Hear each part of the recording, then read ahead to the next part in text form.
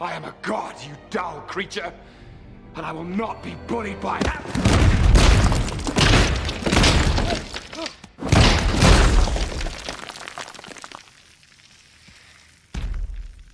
Puny god. Historically, there has always been a strong overlap between philosophy and theology, and contemporarily, a fair amount of cross-section between academic philosophy and academic theology. Theological and interrelated metaphysical questions, such as whether or not God exists or what the nature of God is, very much naturally fall into the category of first-order questions that philosophers are primarily concerned with. For more information on what I mean by first-order questions as the focal point of philosophical study, be sure to check out one of my very first videos on what is philosophy. In short, a first-order question is a question or issue that is logically prior to all other questions, the answer to which necessarily determines what someone believes about a host of interrelated issues that are logically entailed by the former.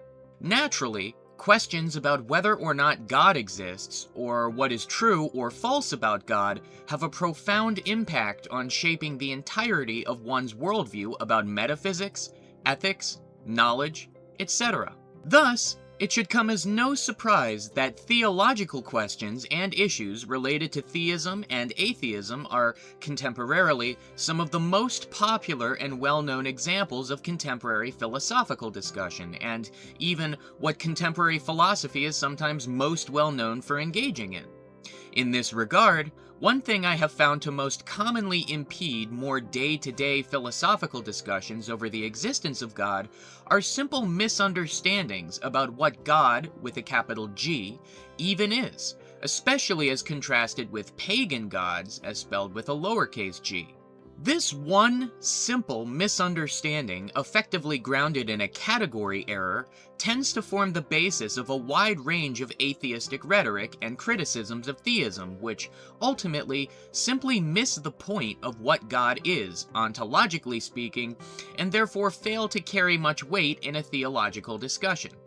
As aforementioned, the theological misunderstanding commonly applied in atheist rhetoric essentially amounts to what is known as a category error. A category error is not so much a formal logical fallacy as it is more of an ontological error.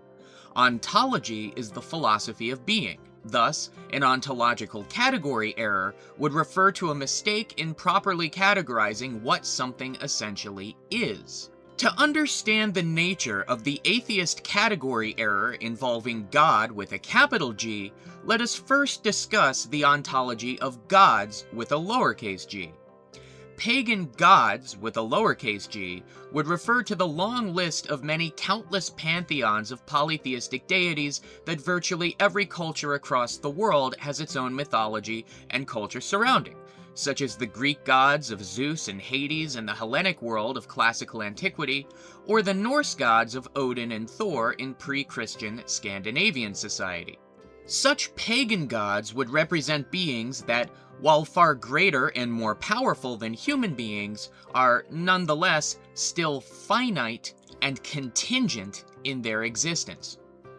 A pagan god, like Zeus, for example, has not existed eternally, and instead was created at a particular point in time, much like Zeus was born to the Titans Kronos and Rhea. Gods can even experience death, or an end to their existence, such as the Norse god Balder, who was killed by Loki in an act of deicide. Moreover, pagan gods have finite limits to where they can exist in any one point in time. They are not omnipresent. To the amount of knowledge they can possess, they are not omniscient, and to the causal power they are capable of wielding and things they are capable of doing. They are not all-powerful.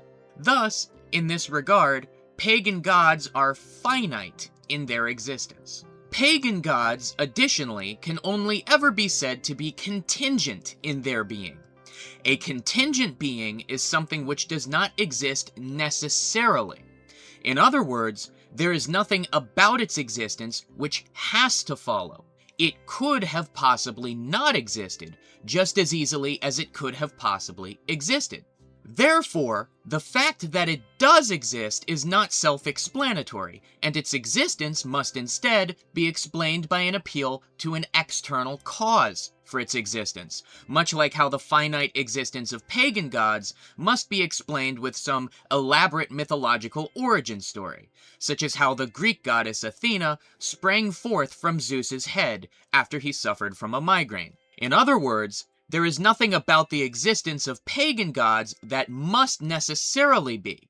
They are merely yet another category of thing in being, just like human beings, albeit a much greater and more powerful class of things in existence than humans are. With that in mind, how then does God with a capital G differ ontologically from a more pagan understanding of gods with a lowercase g?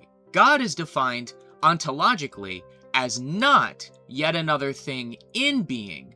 Rather, God with a capital G is the essence of being itself. To quote St. Thomas Aquinas, to be God is most fundamentally to be to be. This may sound a little confusing at first, but it makes sense once you understand the difference between essence and existence. Essence refers to what something is, whereas existence would refer to the fact that something is.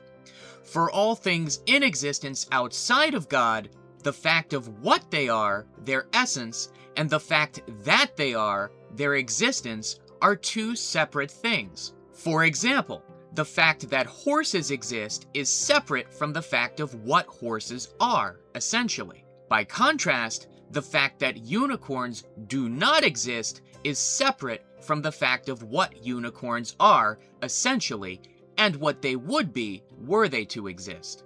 What something is and the fact of whether or not that thing exists are two separate things. However, God with a capital G is the one thing in all of existence for which that distinction does not apply. Rather, for God, essence and existence are one in the same. The fact that God is and the fact of what God is are the same basic proposition. God is, as the essence of existence itself. Understanding this nature of God as essentially being itself allows us to better understand how God with a capital G ontologically differs from pagan gods with a lowercase g.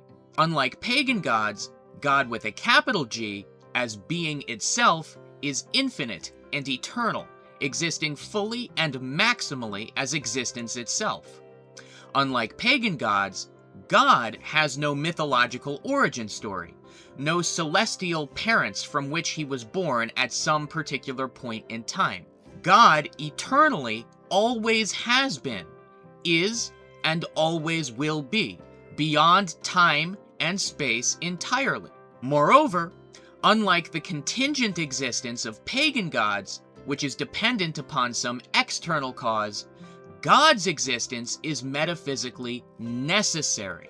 This means that God exists necessarily, which makes perfect sense when remembering that God is the essence of existence itself. Unlike the contingent existence of pagan gods, God's non-existence is literally impossible, because attempting to conceive of a non-existent God with a capital G would be effectively akin to considering that existence itself does not exist, which entails a contradiction. Moreover, God's eternality and necessity entails his nature as an ontological maximum, representing the pure, perfect, and infinite standard of being itself.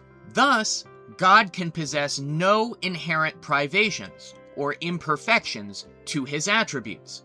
There is no component of existence that God is missing, so to speak, as God is fully existence itself. Therefore, God is infinite in his extent, eternal, infinitely causally powerful, possessing of infinite information or omniscient, and maximally perfect.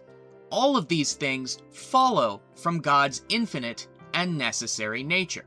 This crucial difference between God as infinite and necessary being itself and pagan gods as finite and contingent things in being is precisely what leads to so many misconceptions, misrepresentations, and overall poor analogies on the part of atheists online. The ontological category error that atheists commonly commit in their rhetoric involves misplacing God, with a capital G, into the category of gods, with a lowercase g. This would involve misrepresentations, such as your classic bearded man in the sky stereotype, which conceives of God as if he were simply yet another pagan god, an immensely powerful, yet nonetheless ultimately finite and contingent thing in being. This can also be seen in other atheist caricatures, such as the infamous flying spaghetti monster, which attempts to use the proposed existence of an all-powerful deity made of spaghetti to serve as some kind of a reductio against more classically theistic religious beliefs, like Christianity. However, the flying spaghetti monster would be yet another example of a finite and contingent thing in being, rather than the infinite and necessary essence of being itself. In order to make the flying spaghetti monster a proper analogy for God with a capital G, one would have to extend all aspects of the flying spaghetti monster's being to infinity and make it one and the same with its essence. At that point, however, the flying spaghetti monster would just become a different name for God, and would cease to be the reductive caricature it was meant to be in the first place. If many internet atheists would simply employ a more proper understanding of God as ontologically distinct from pagan deities and other finite and contingent beings, many common atheistic complaints would naturally be rendered null and void. For example, common atheist accusations that there doesn't exist any evidence for God's existence are often presupposing a standard of evidence more in line with how one would go about verifying or falsifying the existence of finite and contingent objects in being, such as empirical sense data and the scientific method. Yet, as the infinite and necessary essence of being itself, the justification for God's existence would instead involve more metaphysical arguments reasoning from the observable existence of more finite and contingent objects to the implied existence of an infinite and necessary foundation to their being, rather than it would involve any appeal to sense data verifying the existence of a particular object. Thus, much of the popular contemporary discourse surrounding questions of theology and the philosophy of religion tends to be shaped by common misunderstandings about the underlying ontology of what God even is. No matter what your personal religious beliefs are, it is my hope that this video has helped serve to give a better appreciation of what God is as the necessary and infinite essence of being itself. How this differs so significantly from the nature of finite and contingent things in existence, and in a manner that better allows for rigorous philosophical discussion regarding important first-order questions about the existence of God. Even if one wishes to argue for an atheistic worldview, one would best do so by engaging with what God actually is, ontologically speaking, rather than only ever dismissing crude caricatures and strawmen that no classical theist would ever take seriously to begin with. If you like my philosophically themed content and you'd like to see more, help get my channel off the ground by remembering to like, comment, share, and subscribe.